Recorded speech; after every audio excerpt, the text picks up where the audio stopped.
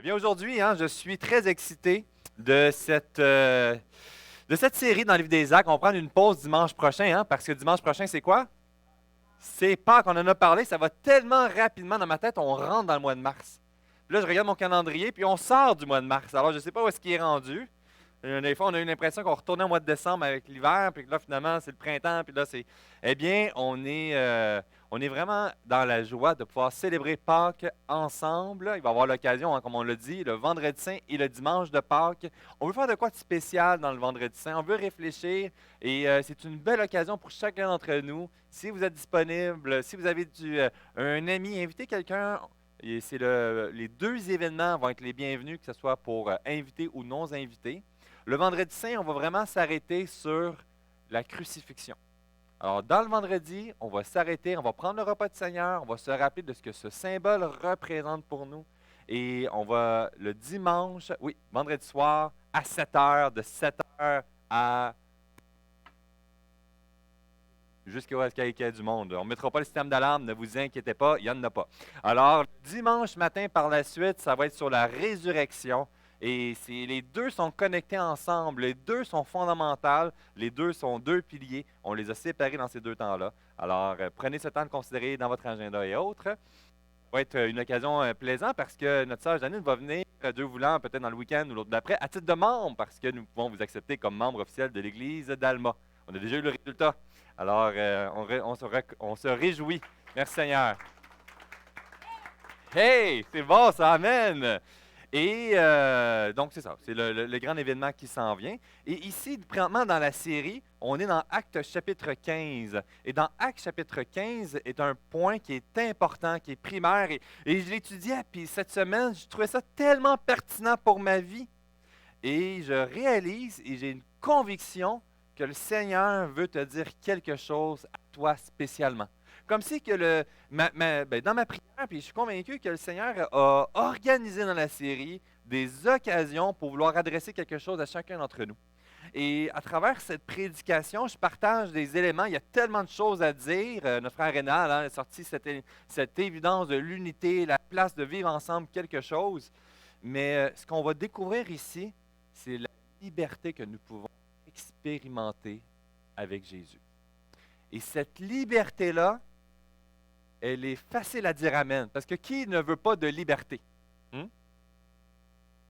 On voit le Québec, L'un des discours qui a marqué l'histoire, c'est vive quoi? Le Québec libre. Il y en a d'autres qui ont crié dans un cri de guerre, liberté! Dans notre propre conviction personnelle, on est heureux tant que tu ne touches pas à ma propre liberté. Et on va découvrir ici ce que c'est la vraie et une sainte liberté en Jésus.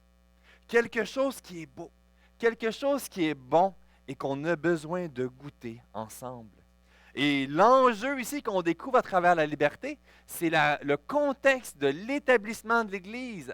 On est dans la série, on se rappelle que ça part à travers la résurrection de Christ qui va réunir ses disciples ensemble, qui va les amener à attendre le cadeau du Saint-Esprit et que dans le début des actes, on voit tout le fil conducteur, qu'ils sont remplis du Saint-Esprit.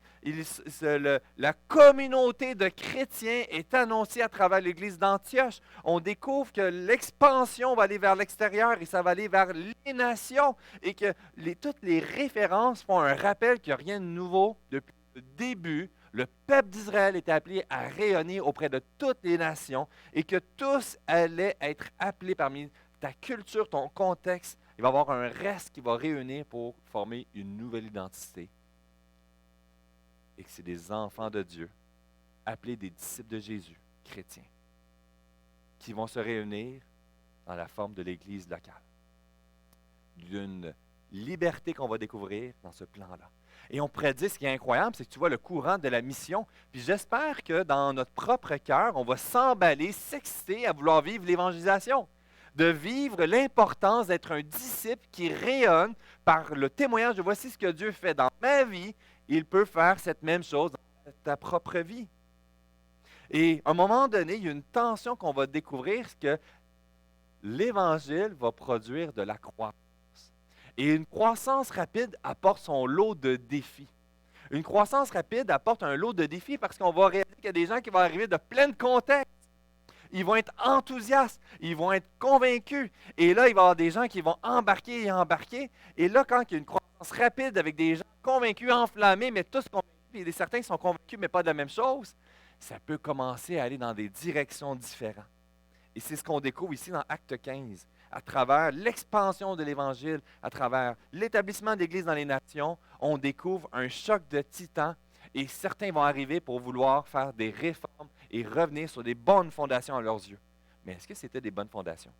On découvre, comme on a vu ici dans les premiers versets du chapitre 15, qui nous dit « Quelques hommes venus de la Judée enseignaient les frères en disant, si vous n'êtes pas circoncis selon le rite de Moïse, vous ne pouvez pas être sauvés. » Imaginez les gens qui sont venus à l'Évangile, qui ont été établis par Paul et Barnabas, le ministère d'évangélisation qu'il y a eu, que l'Évangile se propage, les gens se joignent dans les églises, puis qu'on avait vu justement 13-14, puis que ça va dans plusieurs villages, la Syrie et autres, et toute cette expansion, et que là, les églises se développent, s'affermissent, il y a des Juifs, il y a des non-Juifs, et que la personne arrive et dit, attendez une minute, tu n'es pas circoncis, mais tu n'es pas sauvé d'abord. Et qu'est-ce que ça produit? Paul et Barnabas eurent avec eux un débat et une vive discussion. J'aurais aimé être là. Et les frères décidèrent que Paul et Barnabas et quelques-uns des autres des leurs monteraient à Jérusalem vers les apôtres, les anciens, pour traiter cette question. Et ce point culminant va nous amener à réfléchir qu'à la lumière, est-ce que nous pouvons nous-mêmes nous mettre dans ces situations-là similaires? Est-ce que je peux me mettre joug d'une fausse liberté ou imposer une fausse liberté, ou comment l'œuvre de Jésus vient transformer ma vision à ce niveau-là. Et ce qu'on va voir dans ce premier point, la première attaque qui est mise, c'est le fardeau de la loi qu'on veut redéposer sur l'Église de la Syrie, de la région. Le fardeau de la loi est de le transférer sur les croyants dans l'Église. Et on va voir que finalement, là, on va découvrir, c'est qu'il y a une bonne nouvelle. Et premièrement, c'est que Jésus est venu pour nous libérer de la loi. Et on va découvrir que dans cette réalité-là de Actes chapitre 15, l'enjeu qui est mis est fondamental parce que la liberté de Jésus était attaquée. On va découvrir que dans Actes chapitre 15 ici, le désir de vouloir retourner vers les principes de la loi et de trouver notre salut à travers la loi était folie. On va voir que, premièrement, il faut saisir qu'est-ce que la loi. Et de se poser la question, est-ce que nous tentons par nous-mêmes de demeurer dans notre propre type de loi? Premièrement, qu'est-ce que la loi? La loi, ce qu'on découvre, c'est qu'elle révèle le cœur de l'homme. L'un des objectifs de la loi, met en lumière notre condition de péché. Elle met en lumière la réalité de la gravité de ma propre condition. Elle redirige le regard vers notre cœur et on regarde vers nous-mêmes, puis on fait le constat de notre condition de péché. Notre incapacité d'y arriver par nous-mêmes. Il y a un côté qui est intéressant, c'est qu'on peut, lorsqu'on regarde les autres, se trouver bon. On peut regarder les autres nations et s'élever pour dire « Ah, comme ils sont si loin, hein? Comme ils sont incultes, comme ils sont immoraux, comme ils sont remplis de... » Et là, je regarde moi et je dis « Ah, je suis tellement dans une meilleure disposition. » La loi servait à remettre le regard du peuple d'Israël vers leurs conditions et la gravité dans laquelle ils se retrouvaient. Et dans le discours qu'on va trouver ici, ah, je ne l'ai pas mis. Ça, je l'avais mis. Ah, je ne l'ai pas mis.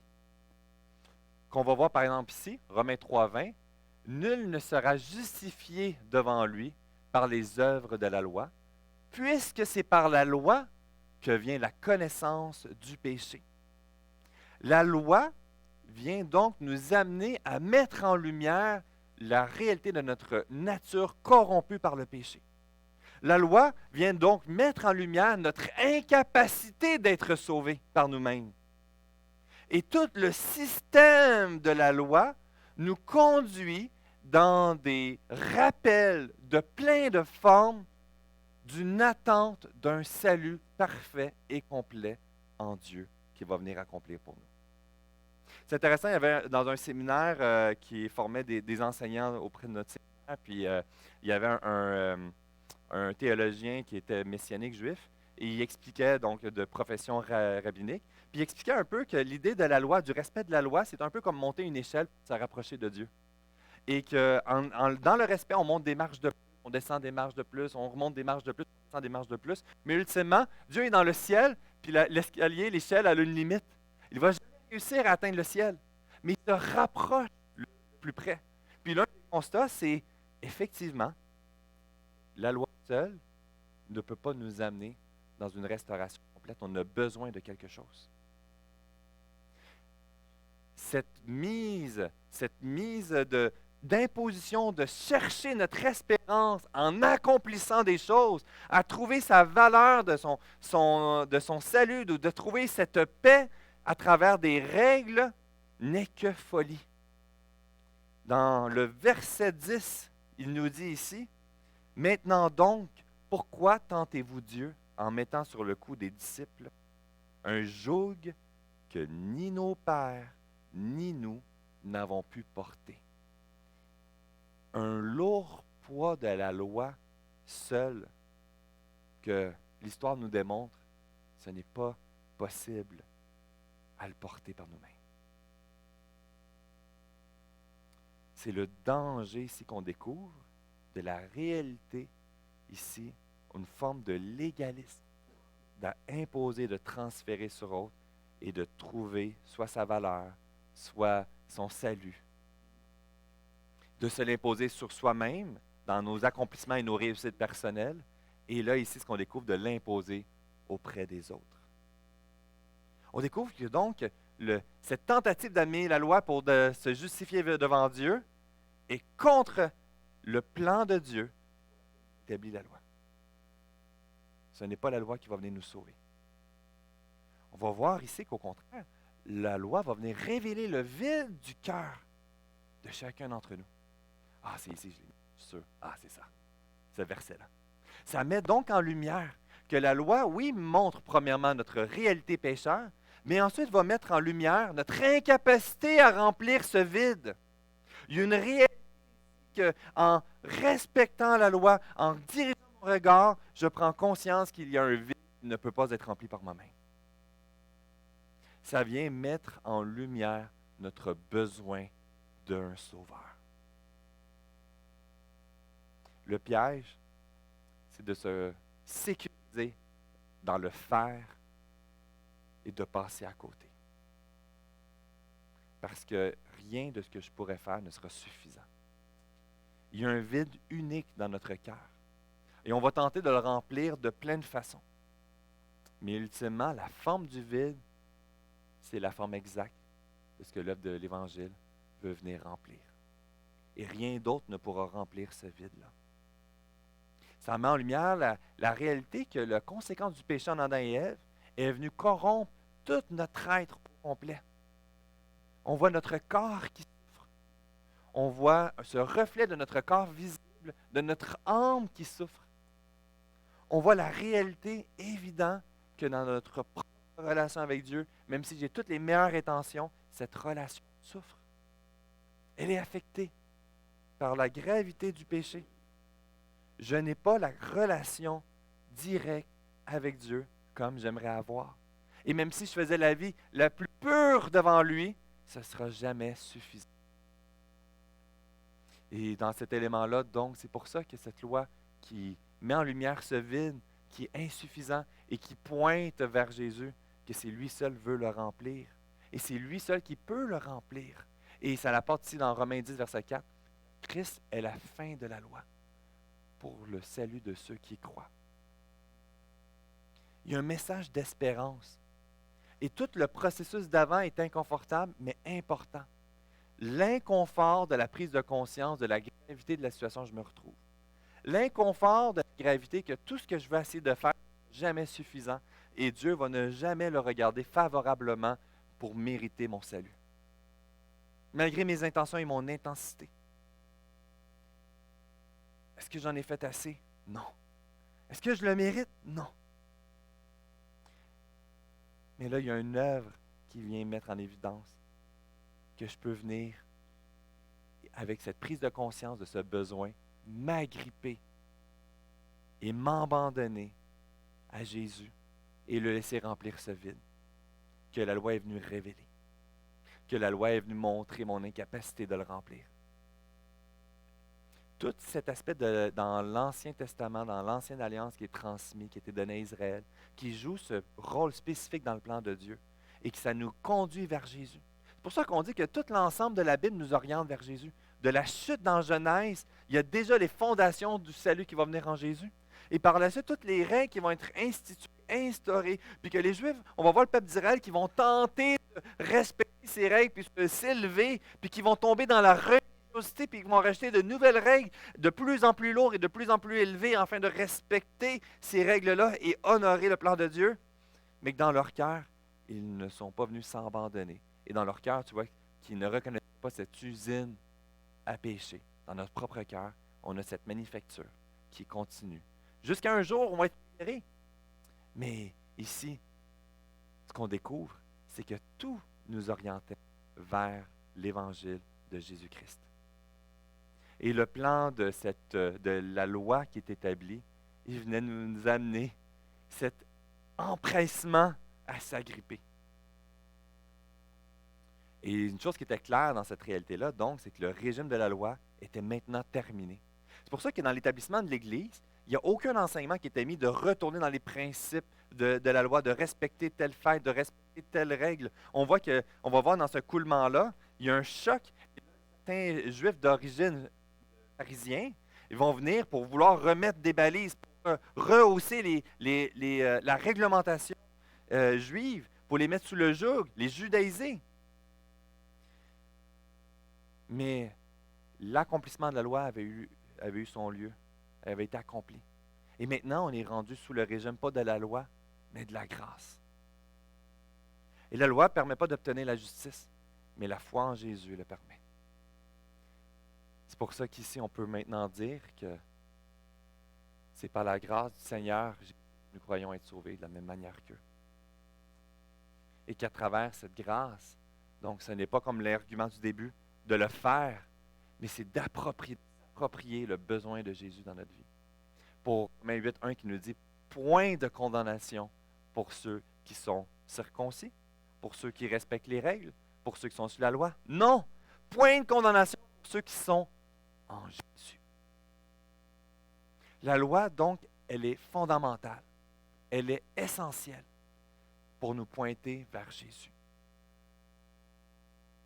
Et aujourd'hui, on a tendance de juste vouloir dire « Plus besoin de loi, ça ne servait à rien, c'était pour les Juifs, c'est pas pour moi. J'ai Jésus, puis je peux faire la vie que je désire. Et là, je peux vivre enfin la liberté, parce que la loi était pour eux, puis c'est pas pour moi. Et je vais faire ce que je désire, et écouter la voix de mon cœur, et pouvoir me orienter vers moi-même, et faire ce que moi je veux, parce que Jésus m'a affranchi de la loi. » Est-ce que c'est vraiment ça?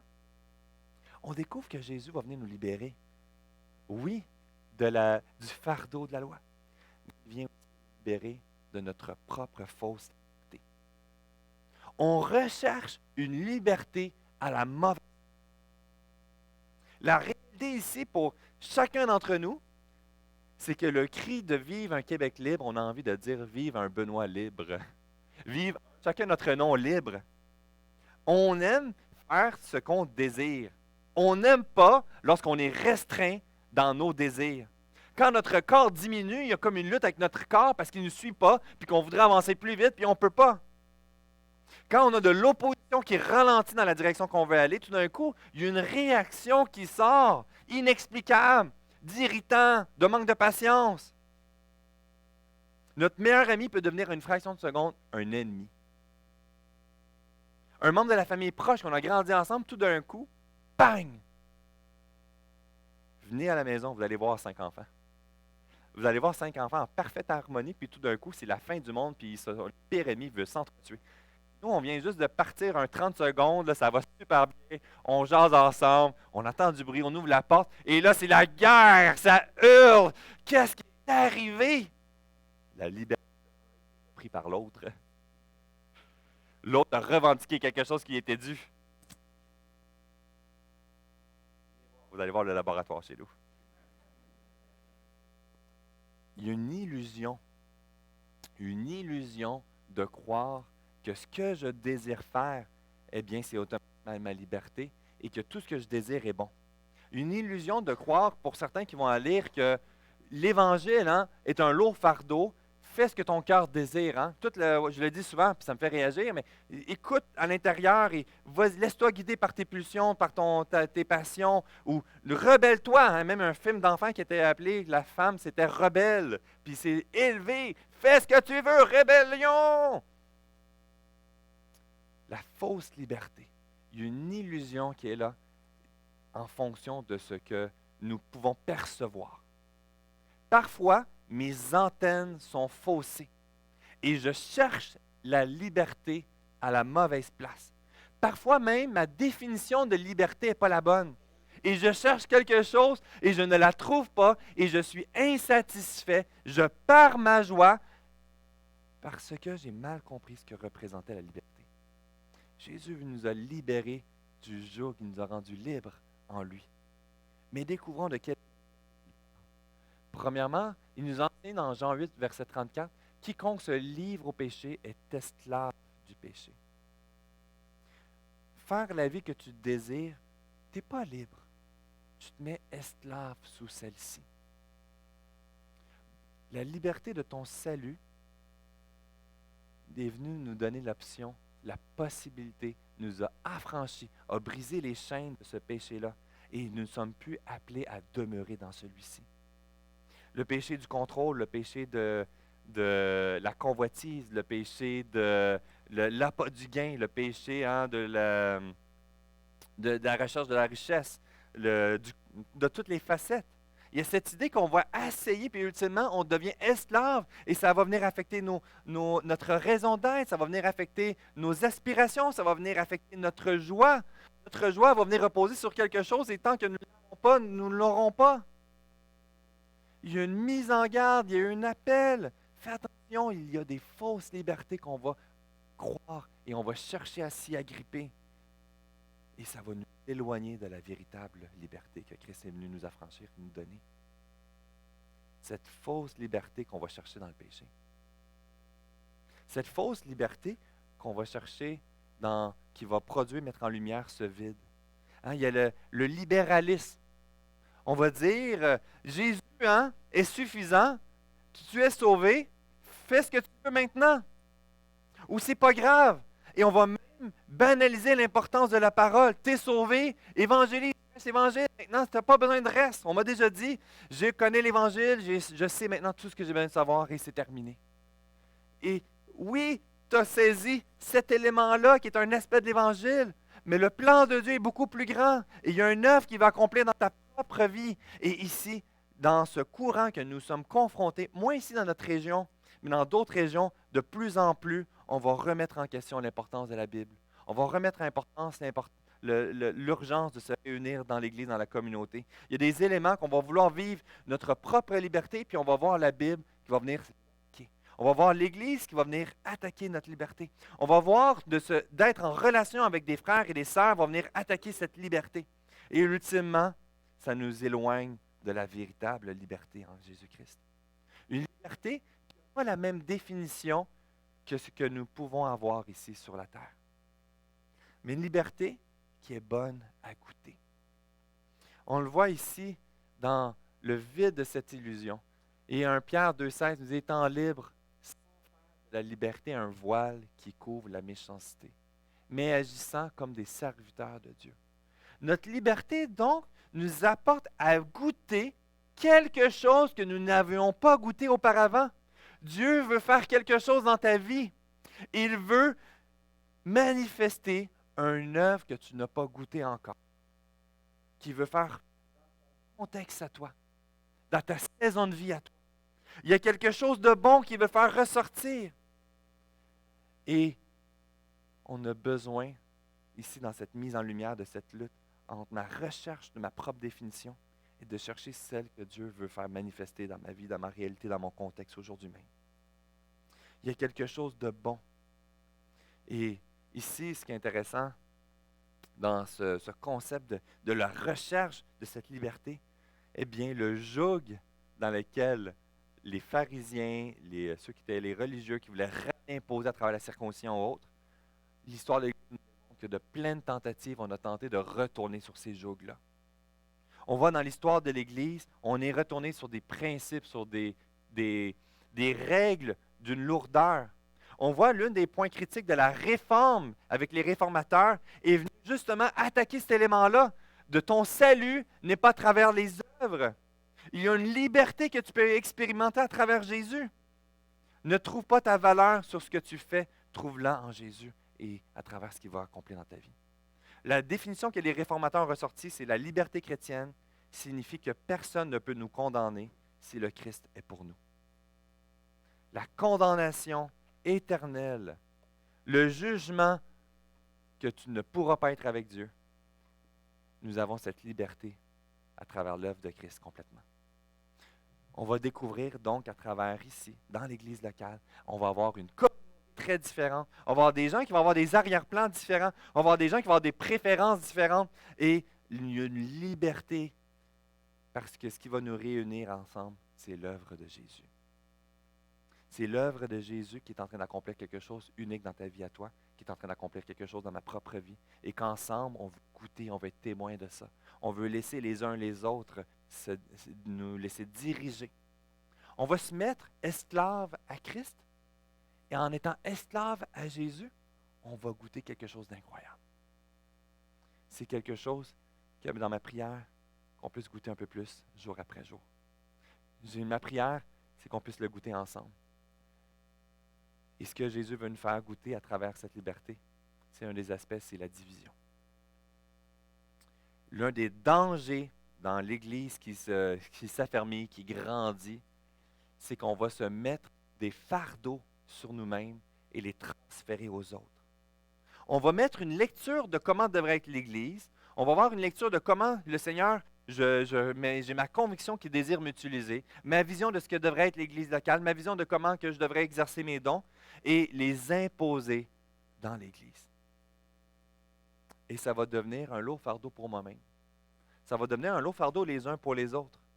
Parce qu'on n'est plus en train de se laisser diriger par ce que l'Évangile est en train de faire dans nos vies. Et on n'est pas en train de se laisser diriger par ce que Christ veut faire dans notre Église. On essaie de faire l'Église à travers notre compréhension de ce que Jésus veut faire. On voit ici, dans ce moyen d'action, ici qui est intéressant, les versets 23 à 29, je vais les lire. Donc, à travers tout ce conflit-là, toute cette imposition, puis que là, il y a un enjeu, ils vont venir et envoyer, comme notre frère Rénal l'a dit, pour aller chercher sagesse, chercher conseil, chercher une direction. On a besoin de l'aide extérieure ici. Et qu'est-ce qu'ils vont faire? Le premier concile de Jérusalem a lieu. Ils vont envoyer, Paul et Barnabas, c'est des frères, puis ils vont venir se réunir. Il va y avoir ce processus dans la recherche de la sagesse. Et ce serait juste facile de dire, OK, bon, mais vous, on ne veut pas vous voir la face, puis allez-vous-en. Allez partir votre église de l'autre bord. Nous, on a raison, vous avez tort. Il y avait un désir de chercher la vérité et un désir de chercher une unité. Alors, à travers la rencontre, puis on en a parlé, à Jérusalem, on découvre ici une recherche de la sagesse, une recherche pour nous libérer de ces divisions et une piste de solution. Le constat dans tout le processus du Concile de Jérusalem, c'est les versets 23 à 29. Et les versets 23, il dit « Les chargeurs d'une lettre ainsi conçue, les apôtres, les anciens, les frères aux frères d'entre les païens qui sont à Antioche en Syrie et en Cilicie. Salut! Ayant appris que quelques hommes venus de chez nous et auxquels nous n'avions point donné d'ordre vous ont troublés par leur discours et ont branlé vos âmes. Nous avons jugé à propos, après nous être réunis tous ensemble, de choisir des délégués et de vous les envoyer avec nos bien-aimés Barnabas et Paul, ces hommes qui ont exposé leur vie par le nom de notre Seigneur Jésus-Christ. Nous avons donc envoyé Jude et Silas qui vous annonceront de leur bouche les mêmes choses. Et verset 28-29, car il parut bon au Saint-Esprit et à nous de ne pas vous imposer d'autres charges de ce qui est nécessaire, savoir de vous abstenir des viandes sacrifiées aux idoles, du sang, des animaux étouffés et de l'impudicité, choses contre lesquelles vous trouvez bien de vous tenir à Dieu. Là, tu dis, wow, de résolution de conflits à travers on dit la circoncision et l'élément du salut, puis il dit, wow, ça ne vient pas de Dieu, ça, c'est pas l'Évangile. On ne retourne pas vers les principes qui nous pointaient vers Jésus. Mais voici ce que vous devez faire. On découvre qu'à travers Jésus, il y a un processus dans la recherche de la sagesse de Dieu pour maintenir notre unité. Et ce qui est incroyable, c'est qu'on est en train de parler, comme l'a dit notre frère Rénal, ici qu'à travers cet élément, il y a une recherche d'unité à travers des gens qui maintenaient les règles, qui voulaient demeurer à travers certains principes. Les gens qui arrivaient d'une culture qui étaient les Juifs, qui avaient des chefs religieux qui sont venus à l'Évangile, les pharisiens qui étaient d'influence et qui étaient les gardiens des règles de la loi. Il aurait été plus simple de juste dire « allez-vous-en ». Allez faire votre truc ailleurs. Tout le processus puis le constat, c'est de reconnaître ceux qui ont saisi l'Évangile en Jésus-Christ et qu'à travers des arrière-plans différents, à travers des convictions différentes, vous êtes appelés à vivre une unité. Vous êtes appelés à vivre une unité ensemble et à demeurer ensemble. La facilité, ce serait de se diviser. Mais le livre des Actes nous enseigne que le rayonnement de l'Évangile va passer par des gens différents et des convictions différentes qui vont persévérer par la grâce de Dieu se réunir ensemble dans un contexte imparfait, différent de leurs préférences personnelles. Et ce qu'on voit dans les règles ici, qui peut être étrange, j'espère que ça vous a accroché, vous posez la question, est-ce que je mange de la nourriture de sang étouffé? Il faudrait demander à un boucher, voir si la nourriture a été d'un sang étouffé. On découvre ici un appel à l'unité à travers des concessions.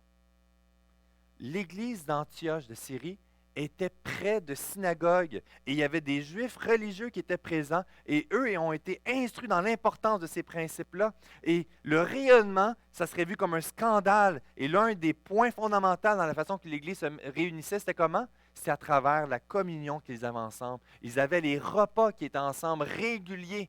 Et cet élément-là est un sujet de scandale chez les Juifs. Puis ce qui est intéressant, c'est qu'il n'a jamais été abordé auparavant, parce que ce n'était pas un sujet qui était obligé d'être imposé. On ne voit pas qu'il va revenir dans les principes de base, dans les instructions, dans le déroulement des repas d'Église. Mais ce qu'il est en train de dire, c'est la façon dont vous le faites est vue comme un sujet de scandale pour les Juifs autour de vous. Non-croyants et croyants, mourrez à vous-même, puis mettez ça de côté.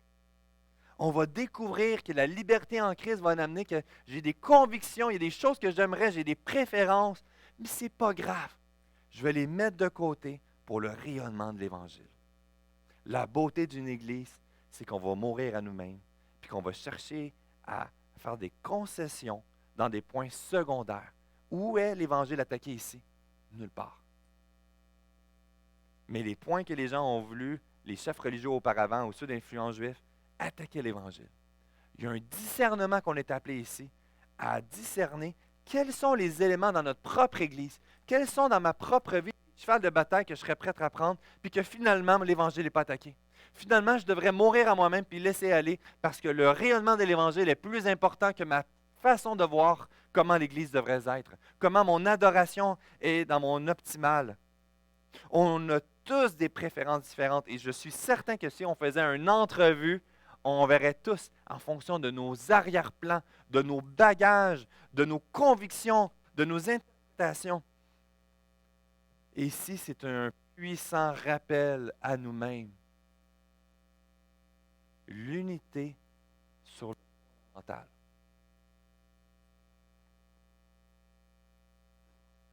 Et laissez Jésus diriger. Et vivre la véritable liberté.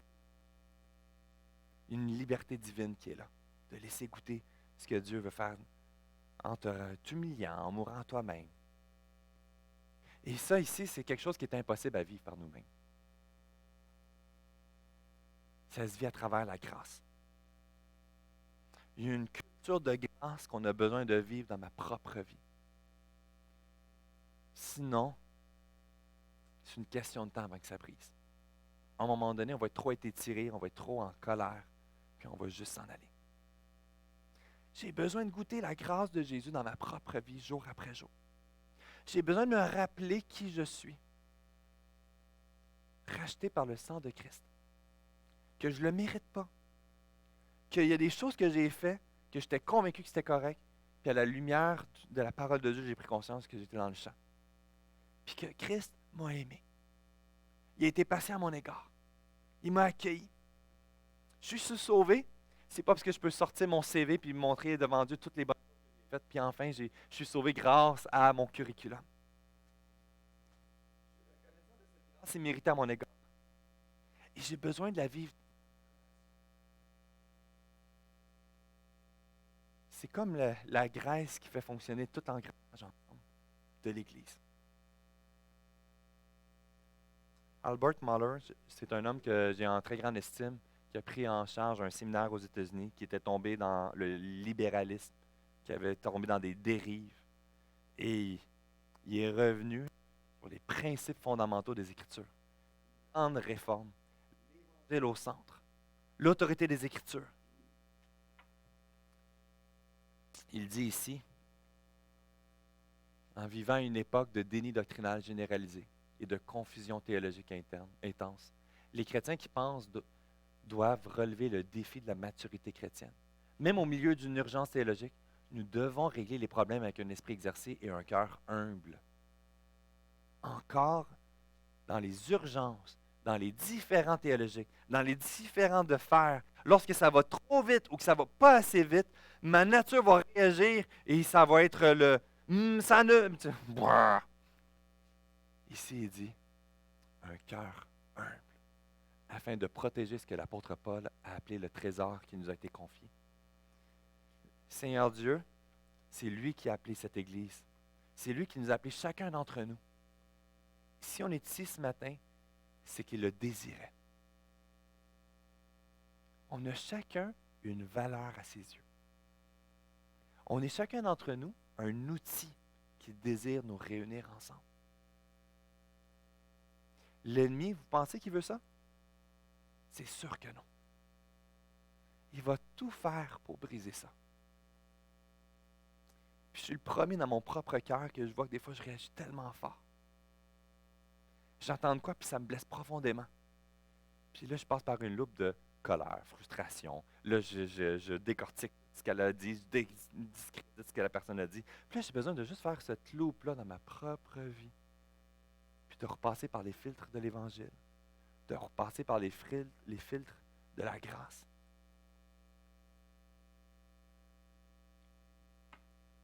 On a besoin de ça. Le jour qu'on pense qu'on est arrivé, c'est là que c'est le début de la fin. C'est pas pour rien qu'il y a tant de divisions dans les églises. C'est très rarement pour des bonnes raisons. On l'a dit, la majorité des établissements d'église ethniques à Montréal, c'est des divisions. Les divisions à cause de quoi? Du style de louange, du style de prédication, d'un ministère jeunesse, de plein de sujets comme ça qui deviennent des sujets de guerre et de centres déchirés. Veillons sur nous-mêmes, veillons les uns sur les autres. Ayons de la grâce. Puis rappelons-nous d'une chose. Peut-être que la personne te fait vraiment réagir.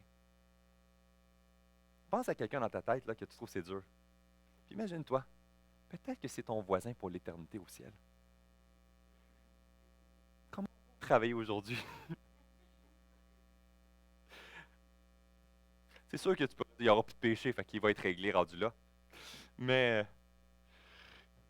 je dis ça comme ça, là, je suis pas en train de dire. Des fois, ça peut réfléchir.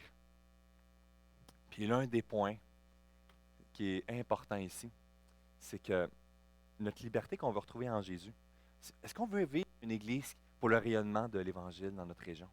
Est-ce qu'on veut voir des âmes venir à Christ? Est-ce qu'on veut une prochaine génération dans l'expansion? J'espère que la réponse est oui. Mais on a besoin de goûter cette unité ensemble. On a besoin d'expérimenter la grâce. Puis on a besoin de grandir ensemble. Puis ce qui est intéressant, c'est que souvent on va voir la croissance comme une contradiction parce qu'on dit « Je suis trop occupé pour le champ missionnaire. Je suis trop occupé, il faut évangéliser. Même le dimanche matin, pourquoi on est ici? Pourquoi on ne va pas faire du porte-à-porte, aller dans les rues? » Puis ce qu'il est en train de dire, c'est que si tu veux une évangélisation efficace, tu dois grandir en connaissance, en vérité. Tu as besoin et on a besoin ensemble de grandir dans la foi. On a besoin de grandir en maturité. Ce n'est pas un ou l'autre. Le danger, c'est de dire, OK, mais je veux grandir, je veux grandir, je veux grandir. Oui, grandis et vis-les dans ta vie, vivons-le ensemble. Goûtons quelque chose. Ce n'est pas un ou l'autre, c'est les deux ensemble. Et le plan de Dieu dans l'Église locale, certainement qu'il y a une idée de rayonnement, de mise en lumière, de la diversité, puis que c'est une œuvre de grâce qui s'accomplit, mais aussi pour ensemble grandir, s'exciter, s'encourager, à persévérer et à s'émerveiller de la pertinence de l'Évangile pour aujourd'hui et d'avoir ce discernement des fausses doctrines qui vont rentrer. Il y en a qui ont rentré, il y en a d'autres qui vont rentrer, puis soyez pas surpris. Ma prière, c'est juste que ça ne rentre pas par moi. Alors, j'ai besoin de veiller dans la sainte doctrine. Et j'ai besoin de vous. On a besoin des uns des autres à veiller ensemble et à s'encourager, à persévérer. Acte 15, 36. Quelques jours après, séculaire. Et lesquels Paul qui dit à Barnabas, retournons visiter les frères dans toutes les villes que nous avons annoncé la parole pour voir dans quel état ils sont. L'idée dans l'établissement de l'Église, ce n'était pas juste d'évangéliser puis on passait à autre chose. C'est dans l'ADN d'affermir, d'outiller chacune des églises pour avoir les capacités de grandir dans la connaissance et la vérité. L'outiller afin qu'ils puissent être capables de discerner le vivre. La connaissance est vers la maturité chrétienne. Il y a une question de croissance spirituelle. Et ça, c'est la question. J'aime tellement, souvent j'invite M. Danbrook à venir les débuts d'année parce qu'il donne souvent des défis. Hein, les défis de culte personnel, les défis de lecture de la Bible. Il y a ce défi qu'on a besoin de s'encourager nous-mêmes. Comment ça va dans ta lecture de la parole? Comment ça va dans ta recherche de la sagesse?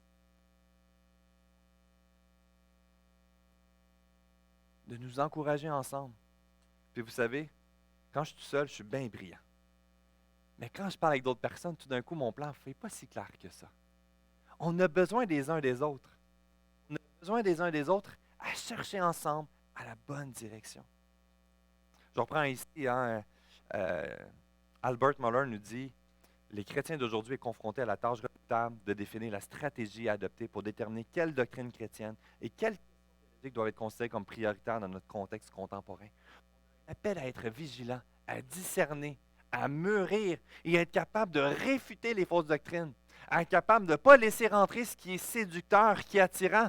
Il y a une sagesse de l'homme, de l'humanité, qui a des beaux principes, mais il y a des choses qui sont dangereuses et qui peuvent nous éloigner des principes de Dieu. Puis on a besoin ensemble de grandir et c'est pour ça que... Publicité. Ah, ça a arrêté. Ça marche plus. Ah, merci. Conférence, ici, le 6 avril. Ma prière, c'est qu'on soit tous là le matin. Pourquoi? Parce que le thème, c'est un leader-serviteur. C'est l'idée de réfléchir le leadership. Comment que je peux servir Dieu à travers les lentilles que je suis un serviteur de Christ. Redéfinir. Et sur des points de repère, on va parler sur l'importance de la vie de piété. L'importance de laisser à la prochaine génération. Est-ce qu'on est une église qui est vieillissante? Et comment je peux bien transférer le legs à la prochaine génération? Dans ma famille. Finalement, c'est bon pour tous. Je vous encourage d'être présent, de le noter. Il va y avoir un rappel qui va être envoyé le 6 avril, samedi, à l'église même. Mon beau-père va venir. Hein? On l'aime, mon beau-père. Il y a cet appel au discernement. Puis vous savez, on peut voir Acte 15 puis dire « Ah, c'est dans le passé ». Mais il n'y a pas très longtemps, il y avait des enseignements qui nous enseignaient, par exemple, vous savez, la marque de la bête, c'est un des sujets qui est très populaire, particulièrement dans la région. Et il y a des enseignants qui ont commencé à transmettre dans les églises, mise en garde, si tu as le vaccin, tu vas perdre ton salut, parce que c'est la marque de la bête. Ils faisaient exactement la même chose que dans Acte 15. Et il y a des choses que c'est des principes bibliques, mais ça vient à contrecarrer, en opposition avec l'ensemble des enseignements bibliques. Rien ne peut t'arracher de la main de Jésus. Mais l'ennemi veut te garder dans la peur. L'ennemi veut t'isoler. L'ennemi veut te demeurer dans la division à travers l'amertume, à travers la recherche de notre fausse liberté. Expérimentons la grâce les uns les autres. Et ça se vit comme avec cette Église, que des gens très différentes ont été appelés à se réunir ensemble et goûter quelque chose de merveilleux. Et c'est ma prière que nous puissions le vivre ensemble. Je vais inviter l'équipe de louange pour le dernier chant et je vais lire une citation d'un livre de Greg Gilbert que j'aime beaucoup. L'ai-tu marqué? Je l'ai marqué. Wow. La question de la relation de tout être humain avec Dieu est bien plus importante que toutes les discussions sur la philosophie, la politique ou les relations entre les nations. Jésus nous enseigne que nous sommes tous créés par lui, par Dieu. Que vous êtes vous-même créés par Dieu. Vous êtes créés à son image et à sa ressemblance. Donc, vous lui appartenez et vous êtes responsable devant lui. En conséquence, comme le dit Jésus, vous devriez rendre à Dieu ce qui lui appartient légitimement. C'est-à-dire que moins de moins que votre être tout entier. Qu'à travers Acte 15, ce qu'on apprend, c'est que on veut goûter l'Évangile, on veut vivre la véritable liberté. Eh bien, donne tout à Jésus. Donne toute ta vie à lui. Toutes les choses que tu tentes de maîtriser, de contrôler, tes convictions personnelles, éléments que ça devrait fonctionner, tes incompréhensions, les injustices, l'égalisme imposé sur toi, puis que tu es sous ce fardeau. Viens tout donner à Jésus. Laisse-lui diriger ta vie. Laisse-lui te reconstruire à son image. Laisse-lui s'occuper de la situation. Levons-nous et prenons ce temps encore, mais écoutons cette grâce que Jésus a manifestée pour toi. Encore aujourd'hui, je suis convaincu que tu en as besoin, parce que j'en ai besoin. Levons-nous et chantons.